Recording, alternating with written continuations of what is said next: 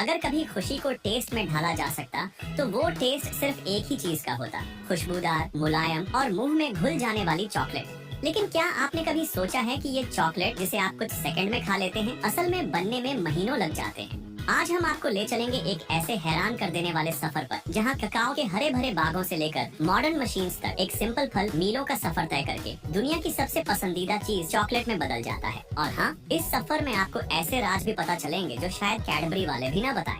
Step 1, cacao और सफर की शुरुआत।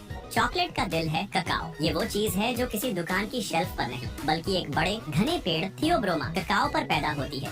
इस नाम का मतलब है देवताओं का खाना। ये पेड़ ज्यादातर इक्वेटर के पास उगता है, गाना, आइवरी कोस्ट, ब्राजील, इक्वेडोर और नाइजीरिया जैसे कंट्रीज में। दुनिया का लगभग 70% काकाओ सिर्फ वेस्ट अफ्रीका से आता है। मतलब अगर वहाँ बारिश कम हो जाए तो पूरी दुनिया के चॉकलेट लवर्स टेंशन में आ जाते हैं। ये पेड़ लंबे और घने तनों वाले होते हैं और पीले, नारंगी या कभी लाल रंग के फल देते हैं। हर फल के अंदर 30 से 50 बीज छिपे होते हैं जो सफेद नरम गूदे में लिपटे होते हैं। यही बीज आखिरकार वो जादू करते हैं जो आपको चॉकलेट का फैन बना देती है। लेकिन शर्त ये है कि इन्हें सही तरीके से तैयार किया जाए, वरना इनका टेस्ट इतना कड़वा होता है कि एक ही बार छक कर आप चॉकलेट से हमेशा के लिए तौबा कर लें। किसान ये फल हाथ से काटते हैं, बीज निकालते हैं और फिर उन्हें केले के पत्तों या लकड़ी के डब्बों में रखकर 5 से 7 दिन तक फर्मेंटेशन होने देते हैं। इसी दौरान कड़वाहट कम होकर असली चॉकलेटी फ्लेवर बनना शुरू होता है। फिर बीज धूप में कई दिन तक सुखाए जाते हैं, बार बार पलटे जाते हैं ताकि सब बराबर सूखें। इस दौरान इनका रंग हल्के भूरे से गहरे भूरे में बदल जाता है और फिर शुरू होता है लंबा सफर सीधा फैक्ट्री के दरवाजे तक। दूसरा कदम, बीजों की सफाई और भूनाई।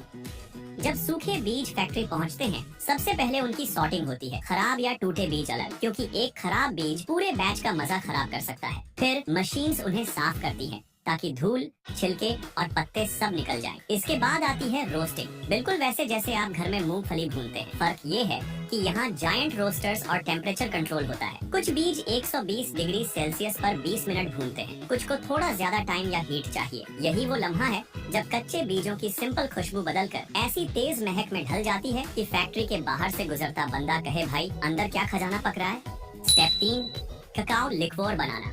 भुनाई के बाद बीज ठंडे करके विनोविंग मशीन से गुजारे जाते हैं, जो छिलका अलग करके अंदर के कीमती कोको निब्स निकालती है। ये एनिब्स बड़े ग्राइंडर्स में जाते हैं और ड्राई पाउडर बनने के बजाय एक गाढ़ा पेस्ट बनाते हैं जिसे कोको लिकर कहते हैं। ये लिक्विड जैसा इसलिए होता है क्योंकि इसमें नेचुरली 50 से 55% कोको बटर मौजूद होता है, जो इसे नरम और मेल्ट करने वाला टेक्सचर देता है। यही लिकर आगे जाकर या कोको पाउडर बनता है या चॉकलेट का हीरो।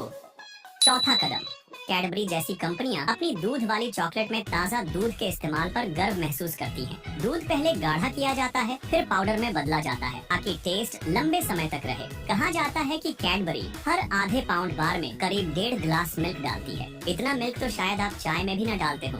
यही वो सीक्रेट है जो चॉकलेट को क्रीमी मिठास देता है, जो जुबान पर पिघलते ही दिल को भी मिठास में डुबो देता है।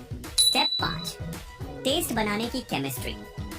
अब कोको लिकर के 2 रास्ते हैं। कोको बटर अलग करके कोको पाउडर बनाया जाता है, जो बिस्किट, केक या हॉट चॉकलेट में इस्तेमाल होता है, या फिर यह बनता है चॉकलेट, हमारे शो का असली हीरो। डार्क चॉकलेट बनाने के लिए कोको लिकर में शुगर और एक्स्ट्रा कोको बटर मिलाया जाता है। मिल्क चॉकलेट बनाने के लिए कोको लिकर में शुगर, कंडेंस्ड मिल्क और एक्स्ट्रा कोको बटर डाला जाता है। फिर यह मिक्सचर रिफाइनिंग मशीन में जाता है, जहाँ रोलर्स मिक्सचर को बारीक करते हैं।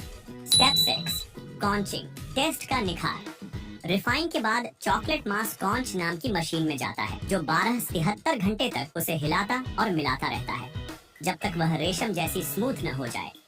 इसी दौरान और कोको बटर डाला जाता है और मिक्सचर को हवा लगाई जाती है ताकि एसिडिटी खत्म हो और टेस्ट बैलेंस हो जाए। स्टेप 7, टेम्परिंग और मोल्डिंग।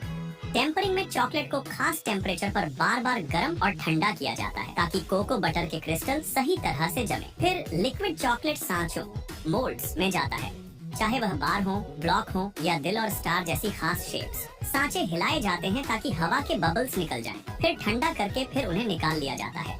स्टेप 8, पैकिंग और दुनिया भर का सफर। तैयार शुदा बार्स को मशीनों के जरिए चमकदार रैपर्स में लपेटा जाता है।